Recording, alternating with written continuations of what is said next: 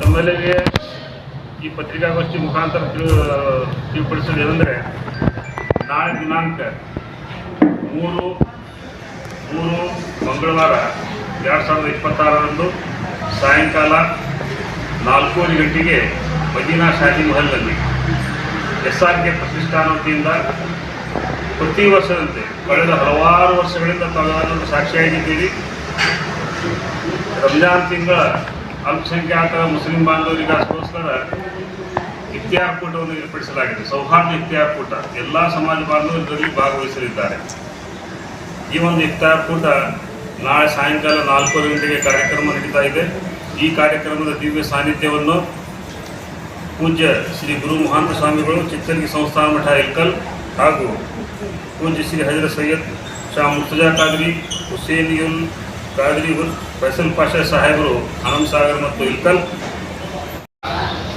ಇದು ಅವಳಿ ತಾಲೂಕಿನ ಎಲ್ಲ ಮುಸ್ಲಿಂ ಬಾಂಧವರಿಗೆ ಮತ್ತು ಪಕ್ಷದ ಎಲ್ಲ ಎಲ್ಲ ಮುಖಂಡರಿಗೆ ಹಿತೈಷಿಗಳಿಗೆ ಇದು ಇಫ್ತಿಯಾರ್ ಕೂಟ, ಸೌಹಾರ್ದ ಇಫ್ತಿಯಾರ್ ಕೂಟ ಏರ್ಪಡಿಸಲಾಗಿದ್ದು, ತಾವೆಲ್ಲರೂ ಈ ಒಂದು ಇಫ್ತಿಯಾರ್ ಕೂಟದಲ್ಲಿ ಭಾಗವಹಿಸಿ ಈ ಕಾರ್ಯಕ್ರಮ ಯಶಸ್ವಿಗೊಳಿಸಬೇಕು.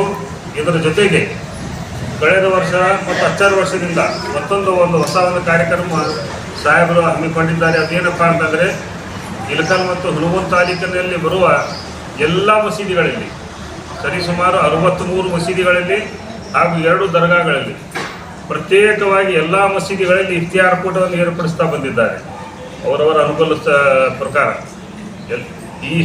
ಇದು ಒಂದು ಕೇಂದ್ರೀಯ ಕಾರ್ಯಕ್ರಮ.